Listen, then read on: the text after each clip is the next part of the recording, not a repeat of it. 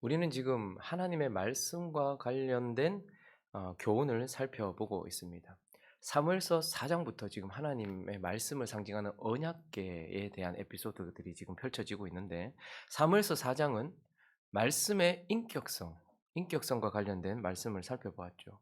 교만하거나 또 하나님과 인격적인 관계가 없고, 그리고 돌이킴이 없는 자에게는 이 말씀이 전혀 역사하지 않더라라는 말씀의 인격성에 대하여 살펴보았습니다. 그리고 오늘은 어, 그리고 어제는 사무엘서 5장을 통하여서 말씀의 파괴성에 대해서 살펴보았어요. 하나님과 관계없는 자에게는 전혀 역사하지 않던 그 말씀이 그러나 스스로 블레셋 안으로 들어가서 그곳에서 역사하기 시작하셨습니다. 우상을 파괴했고 육신을 파괴했다라는 그 말씀의 능력, 그 파괴성에 대하여 살펴보았습니다. 오늘은 이 언약궤와 관련된 에피소드가 마무리되는 이 사무엘서 6장인데, 이 6장을 통하여서는 말씀이 이 말씀에 이 말씀에 대한 우리가 어떤 태도를 가져야 되는지, 이 말씀을 수종드는 자로서 우리가 어떠한 모습이어야 하는지에 대하여 우리에게 교훈해 줍니다. 오늘 6장 전체를 이렇게 보시면 하나님의 영광이 매우 크게 드러나고 있다라는 것을 보게 돼요. 7절과 8절을 한번 읽어볼까요? 7절과 8절이 있습니다. 시작. 그러므로 새 수레를 하나 만들고 멍에를 메어보지 아니한 젖나는 소 2마리를 끌어다가 소의 수레를 메우고 그 송아지들은 떼어 집으로 돌려보내고 여호와의 궤를 가져다가 수레에 싣고 속건제로 드릴 금으로 만든 물건들은 상자에 담아 궤 곁에 두고 그것을 보내어 가게 하고. 7개월 동안 하나님이, 블레셋 사람들은 자기들이 뺏었다, 이스라엘 백성들은 우리가 빼앗겼다고 말하지만 하나님은 스스로 블레셋 안으로 들어가셨어요. 그리고 7개월 동안 블레셋을 박살을 내신 거예요. 그리고 지금 마치 승리를 거둔, 큰 전쟁에서 승리를 거둔 어, 그 전쟁에 승리한 부대가 화려하게 귀환하고 있는 장면처럼 하나님이 스스로 지금 어떻게 하시는 거예요? 금을 가득 싣고, 블레셋 사람들이 완전히 두 손 두 발 다 들고 항복을 하고 난 이후에 그냥 돌려보내는 거죠. 그러니까 하나님은 이 전리품들, 금을 가득 싣고, 자기들이 5방백이니까 자기들을 괴롭혔던 독종의 모양, 그리고 쥐의 모양, 그 형상으로 어쨌든 금이에요. 승리한 자가 얻게 되는 전리품을 가득 싣고 하나님이 어떻게 하는 거예요? 7개월 동안 전쟁을 치르시고 귀환하고 있는 하나님의 영광스러운 모습을 우리는 보게 되는 거예요. 그런데 이 장면에서 특이한 점은 하나님의 말씀을 상징하는 언약궤, 그러니까 이 하나님의 말씀을 수종 들고 있는 존재가 있다라는 거예요. 이 언약궤와 동행하고 있는 존재가 있어요. 뭐죠? 소 2마리. 소 2마리가 지금 이 언약궤를 수종 들고 있고 이 하나님의 말씀과 동행하고 있다라는 것을 보게 돼요. 자, 그래서 오늘 본문은요, 전체적으로 말씀을 어떻게 대해야 하는가, 말씀을 어떻게 수종 들어야 되는가에 대한 교훈인데, 앞에 나오는 블레셋 사람들을 통해서도 하나님은 교훈을 하세요. 그리고 뒤에 나오는 베세메스 사람들, 이스라엘 백성들을 통해서도 말씀을 어떻게 수종 들어야 되는가에 대하여 우리에게 교훈해 주고 있어요. 그러나 오늘 저는 이 소 2마리에 집중해서 이 소를 통하여서, 소의 모습을 통하여서 우리가 어떻게 말씀을 수종 들어야 되는가. 그러니까 여러분들은 오늘 설교를 듣고 난 이후에도 이 6장을 통하여서 계속해서 묵상하시면서 이 베세메스 사람들이나 블레셋 사람들을 통해서 주시는 교훈도 받으시고, 저는 그러나 오늘 설교를 위하여서 이 소와 관련하여서, 이 소의 모습을 통하여서 우리가 하나님의 말씀을 어떻게 수종들어야 되는지 한 3가지 정도로 살펴보려고 합니다. 그 첫 번째는 자기를 부인해야 한다라는 것입니다. 오늘 하나님의 말씀을 수종들도록 부름받은 존재가 있어요. 이 소 2마리예요. 그에 대하여 이렇게 설명을 하고 있는데, 7절을 한번 다시 가볼까요? 7절 있습니다. 시작. 그러므로 새 수레를 하나 만들고 멍에를 메어보지 아니한 젖나는 소 2마리를 끌어다가 소의 수레를 메우고 그 송아지들은 떼어 집으로 돌려보내고. 먼저 새 수레를 하나 만들었어요. 사실 이들은 하나님의 말씀, 언약궤를 어떻게 수종들어야 되는지 잘 몰라요. 그렇지만 그들의 정성을 다해서 그냥 그렇게 하고 있는데, 특별히 소가 2마리 나와요. 근데 그 소는 어떤 소예요? 먼저 멍에를 메어보지 않은, 전혀 경험이 없는 소예요. 전혀 이걸 어떻게 해야 되는지에 대한 경험이 전혀 없어서 자기 자신을 의지할 만한 그런 존재가 아니라는 거예요. 그러나 무엇보다도 10절을 다시 계속해서 볼까요? 10절을 읽습니다. 시작. 그 사람들이 그같이 하여 젖나는 소 둘을 끌어다가 수레를 메우고 송아지들은 집에 가두고. 중요한 건 지금 저 소가 암소라는 겁니다. 거기다가 지금 젖이 나고 있다. 그리고 송아지들은 집에 가뒀다라는 것은 지금 젖을 먹이고 있는 소예요. 여러분, 어미가 자식을 버리지 못하는 것, 이건 본성입니다. 그런데 지금 자식을 떼놓고, 블레셋 사람들이 그렇게 자식을 떼놓고 젖 먹이는 암소를, 자식을 떼놓고 젖이 나는데 그 소에게 한 번도 멍에를 메어보지 않았던, 자기를 의지할 만한 것도 없는 그 소지만, 그러나 무엇보다도 지금 자식을 젖 먹이고 있는 소였는데 그 소를 어떻게 하는 거예요? 베세메스로 보내고 있는 거예요. 자기의 본성을 거스러야 되고 어미로서의 본분을 거슬러야지만 지금 이 일을 할 수 있는 것이죠. 그래서 12절을 보시면 이 소가 어떻게 갑니까? 암소가 베스메스 길로 바로 행하여 대로로 가며 갈 때에 어떻게 해요? 울고. 지금 떼놓은 송아지가 있어요. 그런데 그 길을 갈 때에 소가 울었다라고 말하고 있는 것입니다. 그래서 우리는 지금 말씀을 수종 들고 있는 이 존재들이, 이 말씀과 동행하고 있는 이 존재들이 지금 자신을 의지하지 않은 채, 특별히 자기 자신을 완전히 부인한 채, 그러나 그것을 계속 가기 위하여 울면서 갔다라는 것을 보면서 마치 기도하며 말씀을 수종 드는 믿음의 사람들의 모습을 고스란히 보여주고 있어요. 말씀은 우리가 우리의 경험으로, 우리의 어떠한 상식으로 따라갈 수 있는 존재가 아닙니다. 말씀을 따라 산다는 것은 한 번도 경험해 보지 못한 그러한 길을 내가 걸어간다는 거예요. 근데 가장 중요한 건 말씀대로 사는 것은 정확하게 육신의 반대예요. 성령은 육신을 거스리고 육신은 성령을 거슬러요. 그래서 우리가 그냥 단순히 그냥 이건 뭐 말씀 뭐 좋은 건데 이거 내가 못 따라가겠나 싶을지 모르겠지만, 절대 우리 자신을 부인하지 않으면 이 말씀을 따라갈 수 없다라는 거예요. 그 소가 울면서 갔던 것처럼 우리는 하나님의 말씀을 수종들고 하나님의 말씀대로 살아가기 위해서는 내 본성을 거스려야 되고 내 육신을 거스려야 되고 내 생각을 거스를 수밖에 없는, 그것을 부인할 수밖에 없어요. 그래서 그것이 되지 않을 때는 어떻게 해야 됩니까? 기도하는 거예요. 기도는 내 본성을 거스르지 않고 하나님 본성 거스르도록 기도하는 게 아니고 하나님 본성을 따라가도록 내 본성을 거스르는 거예요. 그래서 예수께서 그 길을 가실 때에 울며 가셨던 것을 기억해야 합니다. 몸을 입고 이 땅에 오셨던 분이 얼마나 많이 기도하셨는지. 그래서 특별히 아버지의 뜻을 따라 갈보리로 올라가실 때에는 겟세마네에서 정말로 많이 우셨습니다. 무릎으로 가셨다라는 것을 기억해야 돼요. 그래서 여러분, 말씀 따라가. 나 이번에 이거 뭐 무슨 다이어트 뭐 이렇게 다짐하듯이 나 이제 말씀대로 한번 살아보려고. 나 이제 말씀대로 한번 살아보려고. 나 말씀 뜻 하나님 뜻대로 이제 살 거야. 그렇게 해서 갈 수 있는 길이 아니라는 말입니다. 말씀은 정확하게 자기 본성을 거스르고 죄된 본성도 거스르며 자기의 생각과 자기의 모든 경험들을 다 거스르고 자기를 부인해야지만 함께 동행할 수 있고 수종될 수 있다라는 거예요. 그래서 울며 걸어갔던 그 소들을 통하여서 하나님의 말씀을 수종드려고 하느냐, 하나님의 말씀과 함께 걸어가려고 하느냐, 하나님과 동행하려고 하느냐, 그러면 반드시 자기를 부인해야 된다라는 것을 우리에게 말씀해 주고 있는 것입니다. 그리고 또 하나, 말씀을 수종드는 자, 말씀과 동행하는 자의 또 다른 모습, 어떤 태도여야 하는가? 두 번째는 바로 가야 된다라는 거예요. 바로 가야 된다. 12절을 다시 한번 볼까요? 이 암소가 울면서도 갔지만, 읽어봅니다. 시작. 암소가 베세메스 길로 바로 행하여 대로로 가며 갈 때에 울며 좌우로 치우치지 아니하였고라고 말합니다. 이 소가 지금 말씀을 수종들고 있어요. 말씀과 함께 가고 있어요. 그런데 참 희한하죠. 바로 행했다. 이 말은 좌우로 치우치지 않았다라고 말해요. 그리고 또 대로, 한 길로만 갔다라고 말하고 있습니다. 여러분, 우리가 자꾸 이 배수진을 치지 않으면, 다른 길을 생각하면 그때부터 너무 힘들어요. 선택지가 너무 많으면 여기 선택하면 저 선택하지 않은 것에 대하여, 그리고 이것 잡으면 저것에 대하여.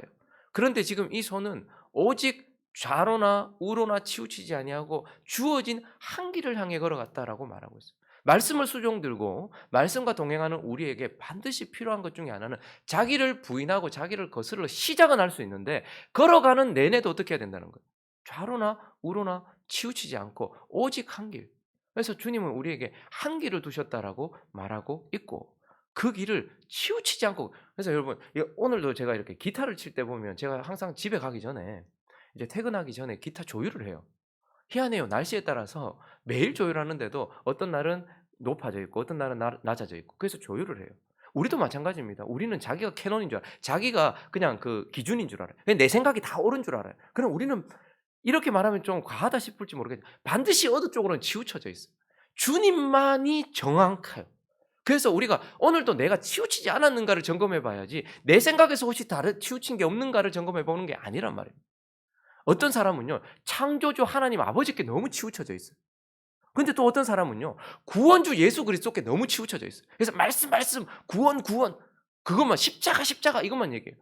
근데 창조주 아버지가 없으면 구속주 예수 그리스도가 없거든요. 근데 모든 사람 어떤 사람은 창조주 아버지께만 주목해 있어요. 여기로 치우쳐져 있단 말입니다. 그리고 또 어떤 사람은요. 특별히 우리 같은 경우는 장로교는 더더욱 그렇죠. 복음 그리고 예수, 십자가 이게 전부는 아닙니다. 창조주 아버지도 계시고 성령도 계세요. 그런데 계속 거기에만 너무 치우쳐져 있어요. 그리고 어떤 사람들은요.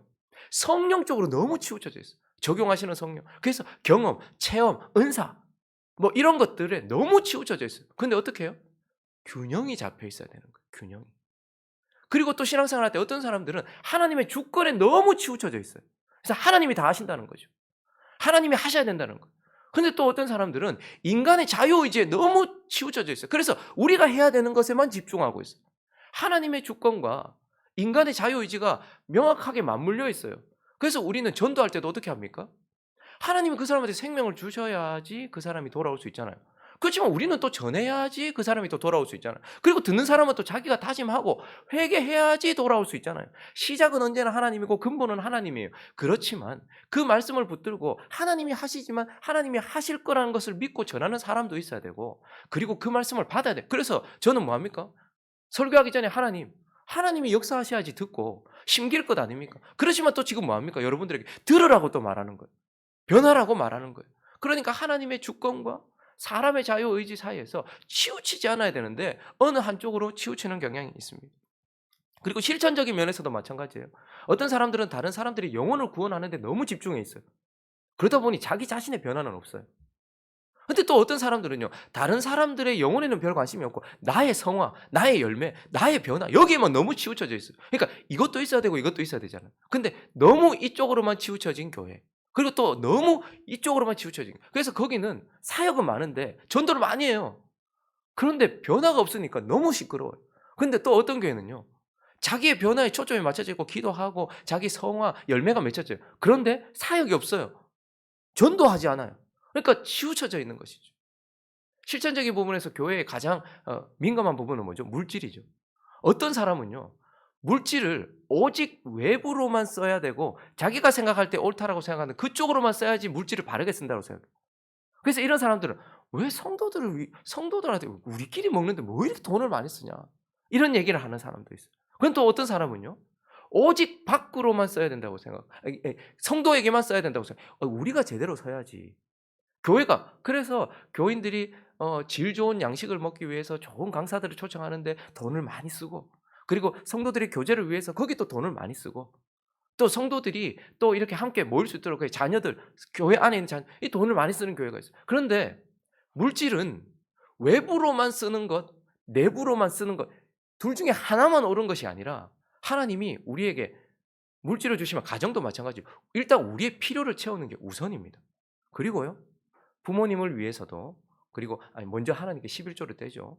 그리고 부모님을 위해서 그리고 내 주변에 있는 교제를 위해서 몇 프로를 떼놓고 그다음에 눈에 보이는 미래를 위해서도 어느 정도 저축을 해놓고 그러니까 나를 위해서도 쓰고 그리고 미래를 위해서나 외부를 위해서도 쓰도록 해야 되는 거죠. 그게 균형을 맞춰야 되는 거예요. 교회에서도 마찬가지겠죠. 그런데 어떤 사람들은 자기만 옳은 줄 알고 외부로 쓰는 사람들만 옳다고 외부로 쓰는 것만 옳다고 생각하는 사람들은 이 내부로 쓰는 사람들이 비난하고 이 사람들은 또 이렇게 비난하고 서로 비난하는 거죠. 그런데 기억하십시오. 말씀을 수종드는 자는요. 오늘도 주님이라는 그 중심점에 나를 조율하는 거예요. 내가 어디로 치우치지는 않았는가 늘 살펴보면서 바로 가야 된다라고 우리에게 말씀해 주고 있습니다. 그리고 마지막 한 가지만 더 살펴볼까요? 말씀을 수종드는 자, 말씀과 함께 가는 자. 그 세 번째는 끝까지 가야 된다는 거예요. 자기를 부인해야지만 이 말씀을 수정될 수 있고 같이 갈 수 있어요.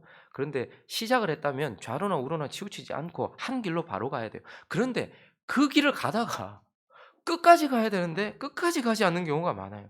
구절을 보시면 지금 블레셋 사람들이 조금 좋은 의도는 아니지만 어쨌든 하나님이 그들을 통하여 그리고 그들이 하나님이 이렇게 할 거라는 어떤 그런 기준을 가지고서 어디까지 그걸 보내려고 했냐를 보고 있다가 만일 걔가 그 본 지역 길로 올라가서 어디로 가면 베세메스로 가면 그러니까 지금 하나님은 이 언약궤 하나님 자신이 어디까지 지금 가려고 지금 마음 먹으신 거예요.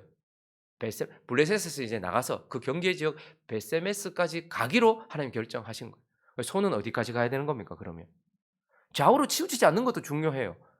과정도 중요하지만 끝이 있어야 되는 것이죠. 그래서 14절을 보시면요. 읽어 보겠습니다. 시작. 수레가 선지라 거기에 섰다라고 말하고 있어요. 그래서 중요한 것은 말씀을 따라 살기 위하여 자기를 부인하고 자기를 거슬러서 시작하는 것도 좋아요. 근데 그 길을 좌우로나 우로나 치우치지 않고 오직 그 한 길 하나님께서 주신 그 큰 길 그대로로 가는 것도 맞아요. 그러나 그 끝까지 가야 되는 거예요. 하나님 말씀하신 데까지 가야 돼요. 순종도 반만 하면 안 돼요. 말씀도 여기까지는 내가 할 수 있는데 이거 넘어가는 건 안 되겠다. 그거는 안 되는 거예요. 그건 결국 자기가 주관을 하는 거죠. 그래서 우리는 하나님의 말씀을 끝까지 이 소가요. 벳세메스까지 가기로 말씀하신 그 언약궤를 따라 하나님과 함께 벳세메스까지 갔다라는 것처럼 우리도 예수님께서 여러분 복음서에 잘 보시면 이것까지 참으라. 이것까지 참으라는 말이 많이 나와요. 하나님께서 요구하시는 자리까지. 와, 예수님이 신이 사람이 되는 것. 또 사람이 또 천한 목수의 아들이 되는 것. 거기다가 죄인이 되는 것. 거기다가 죽음의 자리까지 가는 것. 그런데 주님이 계속해서 제자들은 힘들어 가지고 더 이상 이렇게 얘기하는데 이것까지 용납하라. 이것까지 참으라. 하나님께서 말씀하시는 자리까지 하나님께서 우리에게 뭐 사랑하라 혹은 뭐 용서하라 뭐 이렇게 뭐 우리에게 주시잖아요. 그러면 그 길을 가다가 끝까지 가야 되는데 하다가 확 멈춰버리는 경우가 있어요. 와 이거는 아니야. 그런데 끝까지 하나님이 말씀하신 그 베세메스까지 그리고 만약에 하나님께서 말씀하셨다면 거기까지 끝까지 가는 것이 말씀을 수종드는 자, 말씀과 함께 동행하는 자, 말씀을 맡은 자, 말씀을 가진 자의 태도여야 한다라고 오늘 소를 통하여서 우리에게 말씀해 주고 있습니다. 여러분들은 오늘 말씀을 묵상하시면서 이 블레셋 사람들이 율법에 따라서는 아니지만 어떻게 하나님의 말씀을 또 대하고 있는지 그리고 또 이 베세메스 사람들이 또 어떻게 말씀을 대하다가 이렇게 되었는지도 함께 묵상하셔야 되겠죠. 말씀을 정리하겠습니다. 하나님은 이제 하나님의 말씀을 대하는 태도에 대하여서 이 언약궤와 관련된 에피소드를 마무리하면서 하나님의 말씀은 인격적이야. 그리고 하나님의 말씀은 능력이야. 특별히 육신과 우상을 파괴해. 그런 말씀을 너희가 어떻게 수종드려야 되겠느냐를 이 미물을 통하여서 말도 못하는 이 소 두 마리를 통하여서 우리에게 보여주고 계십니다. 이렇게 우리가 마치 이 암소 두 마리처럼 말씀을 수종들면 오늘 본문은 우리가 어떤 영광을 얻게 되는지를 마무리적으로 보여주고 있어요. 여러분 우리가 이 소 두 마리처럼 이렇게 하나님의 말씀을 수종들면 우리에게는 어떤 일이 일어날까요? 14절을 한번 읽어보겠습니다. 하나님께 이렇게 우리 자신을 드리면 말씀을 이렇게 수종들고 말씀과 이렇게 동행하면 어떤 은혜를 주시는가? 읽어봅니다. 시작. 수레가 베세메스 사람 여호수아의 밭 큰 돌 있는 곳에 이르러 선지라. 무리가 수레의 나무를 패고 그 암소들을 여호와께 드리고 어떤 일이 일어납니까? 우리가 말씀대로 우리 자신을 드리고 말씀을 따라 살 때에 우리가 전부 하나님 하나도 빠짐없이 전부 하나님이 받아주신다. 번제는 한 개도 남김없이 하나님께서 다 받으시는 제사예요. 우리의 몸과 우리의 영과 우리의 혼 내가 했던 실수까지도 포함하지만 그러나 이 모든 것까지 하나님이 예배로 나 자신을 받아주시는 은혜 이러한 은혜를 주신다라고 말씀하고 있어요.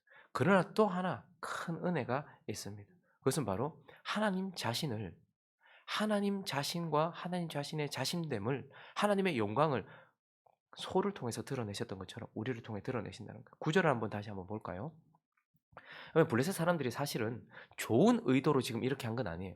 보고 있다가 만일 괴가 그 본 지역 길로 올라가서 벳세메스로 가면 이 큰 재앙은 그가 우리에게 내린 것이고, 그렇지 아니하면 우리를 친 것이 그의 손이 아니고 우연히 당한 것인 줄. 7개월 동안 너무 힘들었거든요. 언약궤가 자기들에게 들어온 그날부터 우상 깨지지 자기 깨지지 막 이러니까, 그래서 이거 도저히 같이 못 있겠다 보내는데, 그래도 일말에 만약에 우리가 지금 말한 대로, 근데 여러분 이거는 블레셋 사람들이 불가능한 일을 하게 한 거예요. 그죠?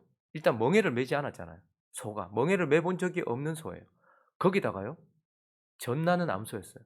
지금 막 방금 그 새끼를 떼놓은 거예요. 소가 본성을 거스르는 건 어려워요. 그죠? 그리고 베세메스라는 자기들이 정해놓은 그 길, 거기까지 간, 그리고 인도자도 없어요. 그러니까 근데 만약에 이렇게 되면 그래 하나님이 하셨다라고 우리 인정하고, 아니면 재수 없었다 생각하자. 그냥 하나님 인정하고 싶지 않아서 정해놓은 거예요. 그런데 어떻게 됩니까? 그 소가 울면서도 송아지에게로 돌아오지 않고, 모르는 길인데도 인도자도 없이, 그것도 정확하게 베세메스까지. 그래서 16절을 읽습니다. 마지막 16절을 읽습니다. 시작. 블레셋 5방백이 이것을 보고 그날에 에그론으로 돌아갔다. 어쨌든 그들은 와, 이거 하나님이 하신 거 맞네. 하나님이 우리를 치셨네. 그리고 에그론으로 그들이 하나님께 돌아오지는 않았지만, 그러나 하나님이 정말 살아계시는구나. 하나님이 정말 역사하시는구나. 하나님이 하나님이구나. 다곤을 무너뜨린 것이 그분이구나. 라는 것을 인정하게 되었다는 것이죠. 우리가 말씀을 이 암소와 같이 수종들 때에 하나님은 우리 전부를 받아주시는 것뿐만 아니라, 그때서야 세상은 하나님의 존재하심과 하나님의 능력과 하나님의 신실하심과 그분의 영광을 보게 되는 것입니다. 그러므로 저와 여러분이 교회라는 것만으로는 하나님의 영광이 드러나지 않습니다. 교회가 하나님의 말씀을 바르게 수종들고 하나님의 뜻대로 살아갈 때에야 비로소 블레셋과 세상이 하나님을 알게 되고 보게 된다라는 것을 기억하면서, 여러분 수레를 끌고 있는 이 암소, 그냥 어느 순간 자기는 지금 송아지 놓고 젖 먹이고 있는데 하나님이 부르셨어요. 우리도 어쩌면 마찬가지예요. 하나님께서 우리를 부르셔서 하나님의 말씀을 우리에게 주셨어요. 어떻게 걸어가시겠습니까? 자기를 거스르고 본성을 거슬러 하나님께 자기를 부인하면서 좌로나 우로나 치우치지 않고 오직 그분이 주신 그 길, 좁은 길 같지만 하나님이 주셨기에 걸어보면 대로인 그 길을 따라서 끝까지 걸어감으로 하나님이 우리 인생 전체, 마지막 그곳에 딱 섰을 때 하나님이 우리 전체를 받으시고 우리 때문에 세상이 하나님을 보고 그의 영광을 보게 되는 그러한 영광스러운 하나님의 백성 되시기를 예수 그리스도의 이름으로 축원합니다.